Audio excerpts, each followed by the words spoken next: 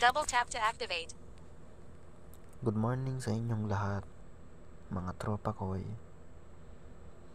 Kaya madaling araw tayong nag-vlog ngayon para wala tayong masyadong marinig na ingay.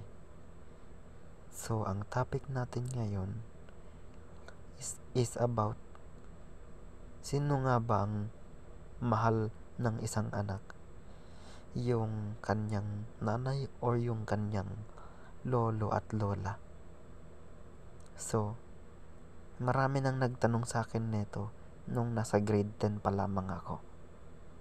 So, simulan na natin. Alam nyo mga tropa ko nung minsan naranasan ko nang tanungin ako ng isang malapit na kaklase kung sino nga ba yung mahal ko, yung magulang ko o yung lolo at lola ko. Sa tingin ko mga tropa ko ito na, masasagot ko na yan. Alam ninyo mga tropa ko simula nung mga bata kami, si mama lahat ang nag-aasikaso sa amin. Ngunit, sa hindi ko inaasahan, nagpaalam sa amin yung nanay namin na mag-a-abroad siya. No. Hinabilin kami sa magulang niya, sa lolo at lola ko. Kasi, alam niyo, totoo lang, lahat naman tayo may kailangan Kailangan natin ng pera, kailangan natin ng pera pampaaral. So, mga tropa ko ako, para sa akin, ang pinaka mas mahalaga sa buong buhay ko ay yung nanay ko nung mga bata pa kami. Lahat ginawa sa amin, lahat ginawa niya. Hindi niya kami pinabayaan simula nung bata kami. Ang tanging nag-aalaga lang talaga sa amin, walang iba kundi si mama lang, mga tropa ko So,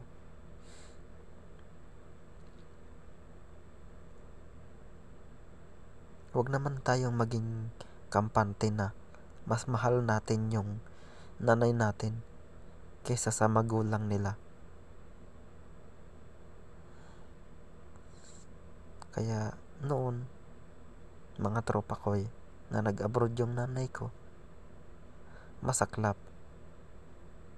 Dahil ang mas nagkaroon ng matinding pagsubok yung lolo ko. Bakit? Dialysis, masakit na ang paa, hindi na kami maihatid sa school. Yun ang pinakamasakit doon. Ang mawalan ka ng isang taong naghahatid sa'yo sa school, tapos nandito na lang siya sa bahay ngayon. So, kasi nga, mula nung mga bata kami, si mama talaga lahat ang nag-aasikaso sa amin noon. Kaya ngayon, yung lola at lolo namin, sila na lang dalawa ang nag-aasikaso sa amin. Nagpapasalamat pa rin ako kasi may mga kamag-anak kaming tumutulong sa akin. Hindi lang sa akin, sa lola ko, sa lolo ko. Sa financially, minsan nagka-problema kami. Nilalapitan namin yung mga kamag-anak namin. So, yun lang ang pinaglalapitan ng lolo at lola ko. Ako pag Pasko, tinatanong ako kung ano yung gusto kong regalo. So sabi ko, kahit ano basta't maibigay ko. Alam nyo mga tropa ko kahit hindi ninyo hilingin, maibibigay ng nasa taas yan. Maibibigay ng Panginoon yan kahit hindi nyo hilingin. Ako nga kahit hindi ko hilingin, yung isang bagay na hinihiling ko, binibigay niya yan. Kaya kayo, kung ano man yung hinihiling ninyo sa taas, yun yung ibibigay niya. Iya mga tropa ko kung mahal ninyo yung nanay nyo, suportahan nyo. Dahil ako, ang tanging nag-aalaga lang sa akin nung araw ay yung nanay ko. So nung nag-abroad na siya, hinabilin kami sa mga magulang niya, no? So masakit, mahirap. Pag hindi nag-abroad, wala kaming pera ngayon. Ngayon may pera kami nang dahil lang sa kanya. Nag-abroad siya, nagtsatsaga siya.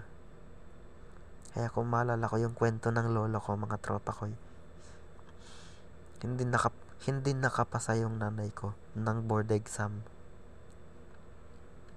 Kaya ang ginagawa niya ngayon, nag-aalaga lang ng bata.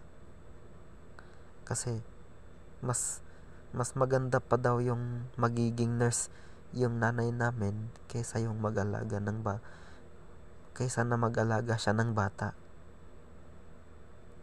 Mabuti nga yung tito kong pangalawa, nurse, may matinong trabaho, dialysis technician pa, mga tropa ko So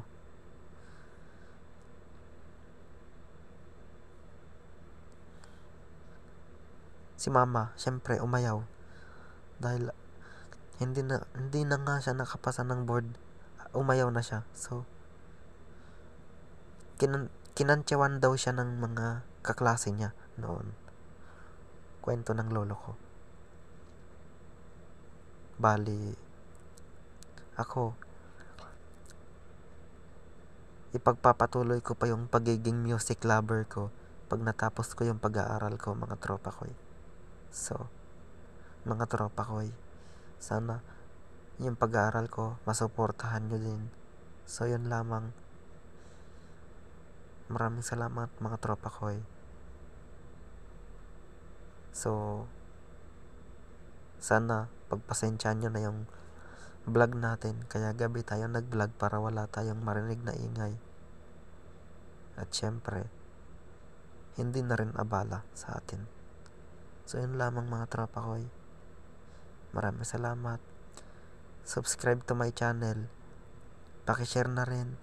Hit the notification bell para mas updated kayo sa mga video na i-upload ko. So ito lang yung story natin ngayon.